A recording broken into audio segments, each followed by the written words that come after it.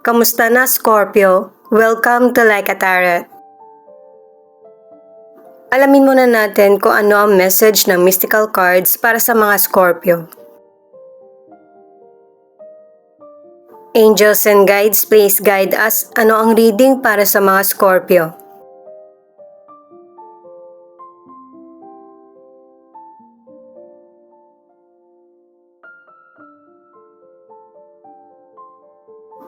Peace. Ito yung unang card.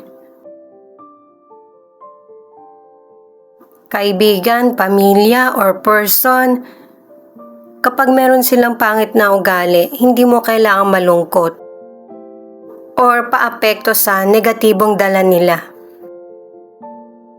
Success. Ito yung mas dapat bigyan mo ng pansin. Dahil ito yung mas maganda sa pakiramdam na dapat mong hinaharap.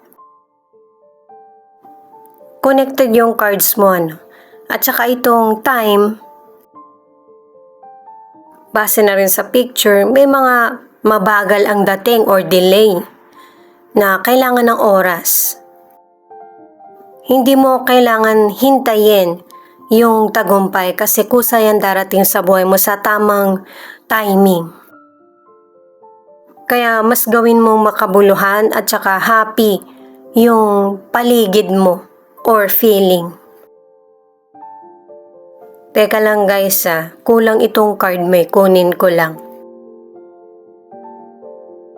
Ngayon naman guys, alamin natin kung ano ang kailangan mo, ang kailangan ng person mo, at saka ang kondisyon ng relasyon. Paalala para sa mga bagong viewers na ang reading na ito ay timeless reading, general reading at guide po lamang kaya hindi po magre-resonate sa lahat. Kunin mo lang yung akma sa sitwasyon mo at kung kailan mo napanood ang reading na ito, yon ang start ng 1 week reading para sa'yo. Ikaw na bahala magpalit kung si person mo ito o ikaw. Unahin muna natin kung ano ang kailangan mo sa relasyon. Ang mga cards mo ay 7 of Swords, Ace of Swords, at King of Wands. Ang kailangan mo sa koneksyon o relasyon ay yung payapa. Ayaw mo ng lokohan, yung nililinlang ka, nagsisinungaling sa iyo. Ayaw mo din ng palamura at saka yung makasarili. Sa career, pinag-iingat ang ilan sa inyo na merong person na nagchichismis o kaya may nakawan. At saka ang ilan sa inyo, ang boss mo ay mahigpit. Talagang tinitingnan niya kung ano yung mga kilos niyo. Meron siyang tagatingin. Ang ilan naman, kahit na merong problem sa trabaho mo, nagfo-focus ka sa trabaho mo at may magandang resulta ito sa iyo. Mas lalong magiging matatag yung posisyon mo sa trabaho at saka yung salary mo ay mag-i-increase. Kung naghahanap ka ng trabaho, pwede rin humingi ka ng tulong sa mga dati mong nakasama o kaya sa mga kaibigan. Okay din yung self-employed. Yung meron kang sariling negosyo, maganda rin yung kita mo doon. Ang ilan sa inyo sa relasyon, nahihirapan kang pagkatiwalaan yung person mo. Kasi, hindi tugma yung sinasabi niya sa ginagawa niya. Naku-curious ka tuloy kung ano ba talaga yung totoo. Merong third person pero family member siya. Natutulungan kayo ng person mo para magkaayos. Sa mga single naman, dahil nga sa mga negative na naranasan mo sa buhay, hindi ka interesado na magkaroon ng love life. Ang ilan sa inyo, mas nag-i-enjoy ka sa sariling oras at saka mas focus ka sa pag-unlad mo at happy ka sa situation mo. Ito naman yung kailangan ng person mo. Magician in reverse, 5 of Wands, at the Sun. Ang kailangan ng person mo ay yung sarili niyang kalayaan. At saka, itong mga cards na to, puro pang sarili lang niya. Kakasabi ko pa lang kanina, di ba, ayaw mo nang makasarili. Nagsisinungaling din siya at saka may violente. Dalawang cards na yun nagsasabi sa financial na meron kang kakayahan na para mapaunlad or maparami mo yung financial na meron ka. Kung ang ibang tao nagpapakabisi sa chismis o kaya sa panloloko, mas mag-focus ka sa pag-unlad mo.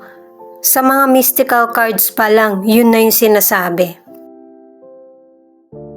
Mag-ingat sa scammer at saka huwag mong pilitin yung sarili mo sa mga hindi mo talaga kaya. I-focus mo yung sarili mo sa kaya mo lang para yung financial mo ay mapapaunlad mo, mapaparami. Kasi kapag sa career, financial, business mo, ikaw nag-focus, hindi mo na magiging problema ang financial. Sa mga single or nasa relationship, kung noon ikaw yung naghahabol, ikaw yung naghahanap, ikaw na yung hahanapin. Kaya pinapaalala ng mga cards na maging wise sa mga taong pinapapasok mo sa buhay mo. Hindi ka man swertein sa love life, magiging swerte ka naman sa buhay mo. Kaya single ka man or nasa relationship, yung mga positibo ang hikayatin mo sa buhay mo. Huwag yung manghihila sa'yo pababa. At saka sa relasyon or connection, single ka man or nasa relationship, ikaw yung may desisyon kung sino at ano yung gusto sa magiging relasyon or connection. Ito naman yung mga cards para sa ano ang kondisyon ng relationship nyo ng person mo. The Hermit, Eight of Swords, Ten of Pentacles. Sa health muna tayo guys. Kung ang ilan sa inyo ay merong health issues at napapansin na mga kakilala mo o kaibigan, humingi ng tulong sa professional. At saka ang ilan sa inyo merong illness na masakit talaga sa katawan, sa pakiramdam. Kaya kailangan talaga ng doktor na para matingnan ka at hindi ka na mag-suffer. Ang ilan sa inyo matagal ang buhay kasi nasa genes nyo na. Kumbaga sa lolo't lola mo, matagal din kasi yung buhay nila.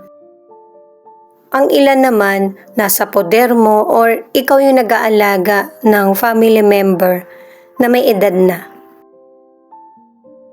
Sa mga single or nasa relationship, merong past person na magbabalik. Pero ang mga single at saka nasa relationship, kahit magbalik man itong person na ito, mas priority mo kung ano yung nangyayari sa iyo ngayon.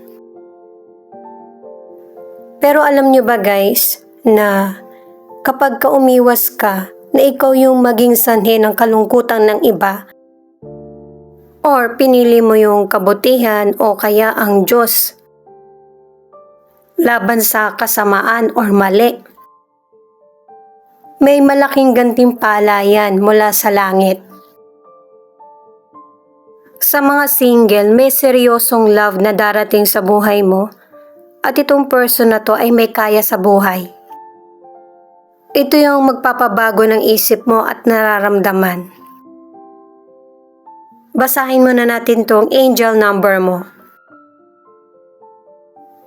888, powerful manifestation number, success and progress. Ang ilan naman na nasa relationship, maraming pinagdaanan na problema pero matatag pa rin ang relasyon. Affirm, never stop believing in hope because miracles happen every day.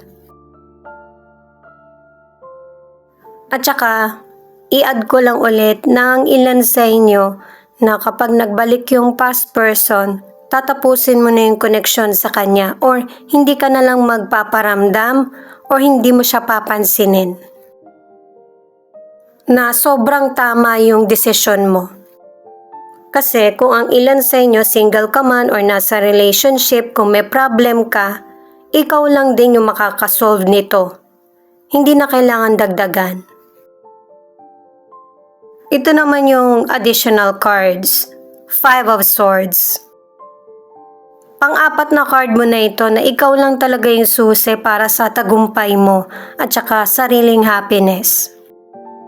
Nakatatlong cards ka na rin para sa transformation na kailangan mo na tong pagdesisyonan or harapin.